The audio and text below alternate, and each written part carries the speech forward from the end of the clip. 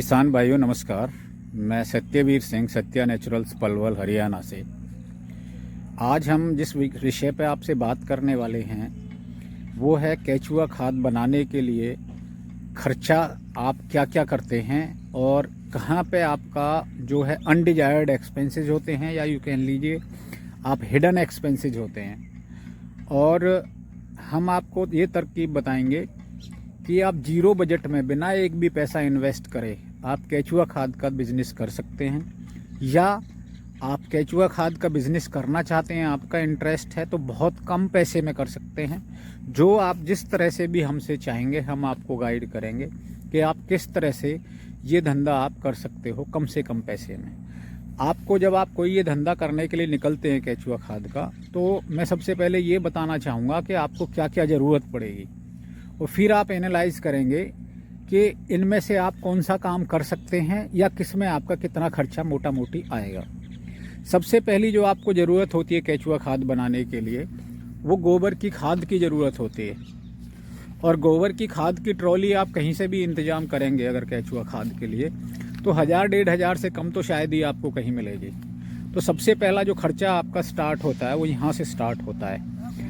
हालांकि ये चीज़ें मैं सारी आपको डिस्क्रिप्शन में भी आपको दूंगा, जो भी है सारी डिटेल आपको वहाँ भी मिल जाएगी, फिर भी मैं थोड़ा आपको अवेयर करना चाह रहा हूँ। तो सबसे पहले आपने गोबर के खाद को मंगाया, फिर उसको आप गोबर की खाद को ठंडा करते हैं। तो ठंडा करने के लिए आपको पानी की ज़रूरत होगी, पानी का आपके पास में इंतज़ाम होना चाहिए।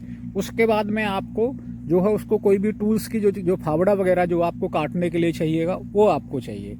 फिर आपने मान लो इसको ठंडा कर लिया तो इसके बाद में आपको नीचे पन्नी वगैरह कुछ बिछानी होएगी या कोई आप वर्मी बेड वगैरह लेंगे, इसका आपका खर्चा होता है।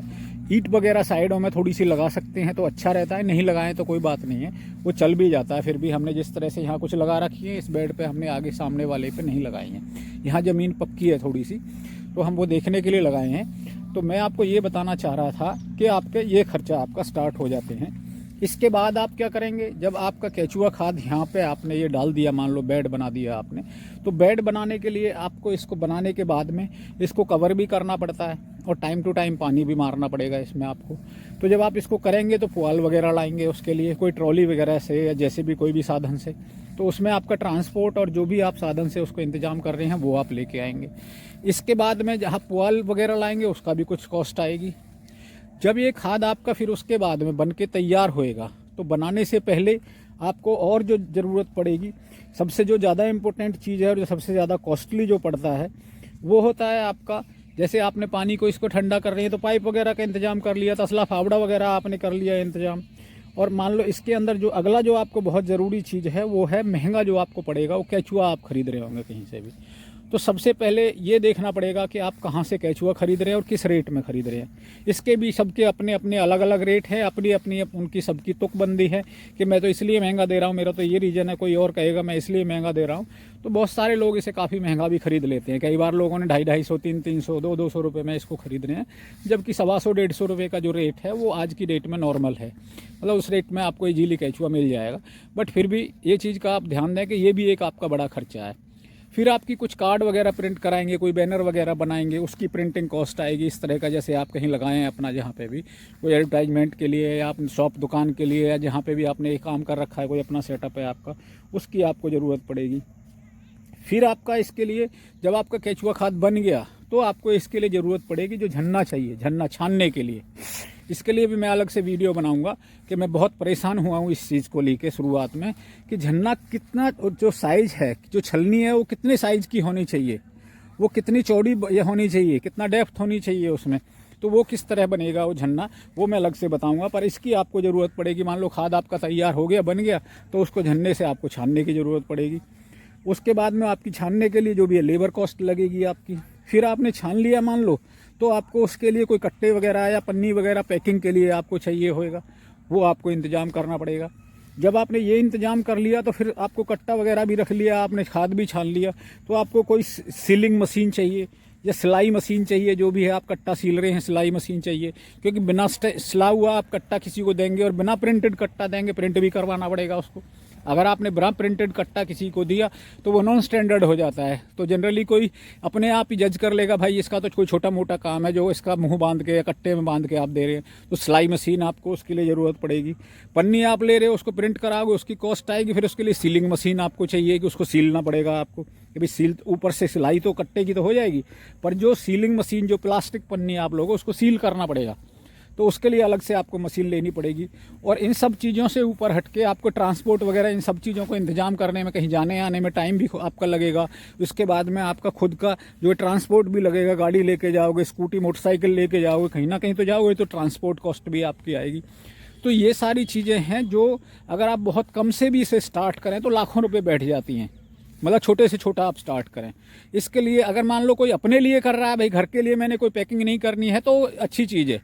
तो मैं इसके लिए आपको दो चीज़ें सजेस्ट करूंगा जो शुरुआत आप करना चाहें। तो इसके लिए हमने शुरुआत जो करी थी बहुत नॉर्मल से शुरू करी थी। हमने सर शुरुआत में सिर्फ एक ही बेड लगाया था, सिर्फ टेस्टिंग के लिए, सीखने के लिए।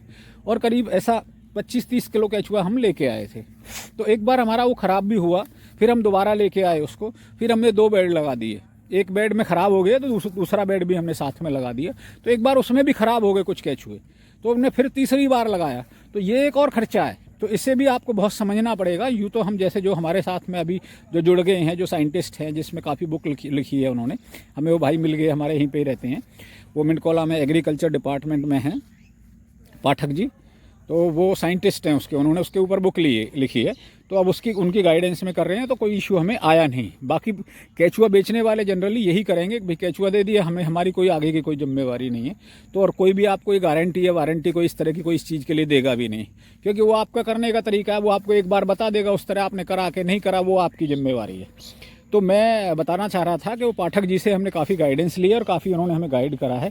तो इस टाइम अभी हमें किसी तरह का कोई इशू नहीं है। और काफ़ी मैंने पहले भी वीडियो बना रखा है कि हमारे पास में अब इस टाइम पे काफ़ी सारे केचुए हैं, और किसी भाई की कोई रिक्वायरमेंट हो तो वो हमसे ले भी सकता है काफ़ी रीजनेबल रेट पे।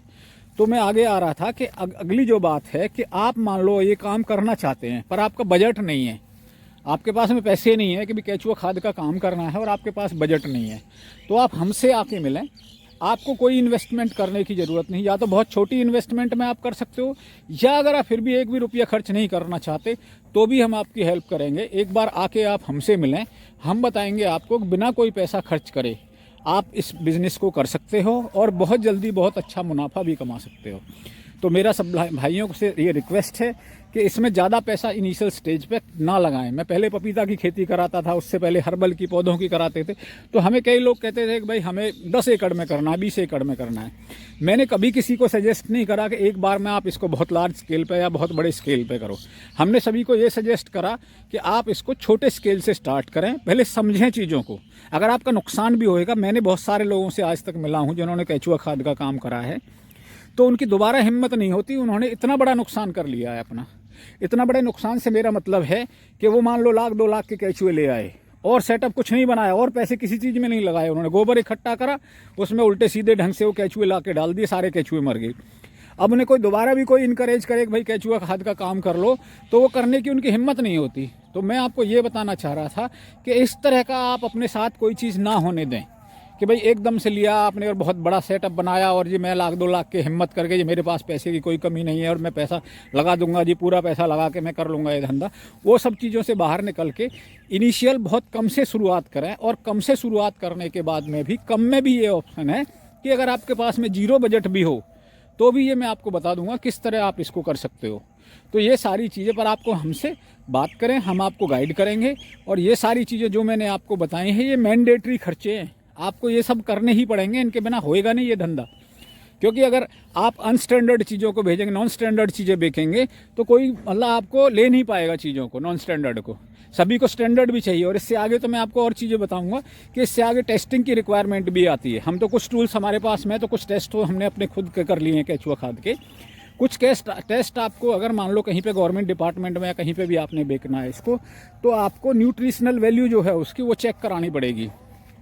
वो न्यूट्रिशनल वैल्यू चेक करने के बाद में आपको ये शो करना पड़ता है कि भाई आपके जो खाद बना रहे हैं उसकी न्यूट्रिशनल वैल्यू क्या आ रही है, उसके अंदर आपका NPK कितना आ रहा है, कार्बन कितना है, सल्फर कितना है, माइक्रो न्यूट्रिएंट्स कितने हैं। तो उस तरह से वो आपको टेस्ट कराना पड़ेगा। वो भी एक हेडेक है। हेडेक से मेरा मतलब है वो भी एक खर्चा भी है आपका।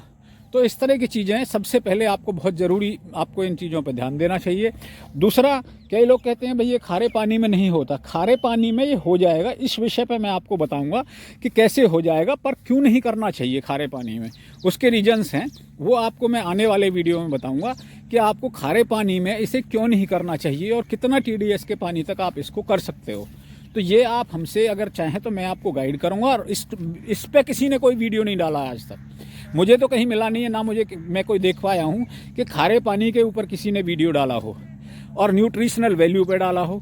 तो ये सब चीज़ों के लिए आप हमसे बात कर सकते हैं, मैं आपको गाइड करूँगा। तो सभी भाइयों को मेरा कहना है कि इन खर्चों को ध्यान में रख के ही आप इस धंधे को स्टार्ट करें और बहुत छोटे से स्टार्ट करें, फिर आप इसको धीरे धीरे बढ़ाएं।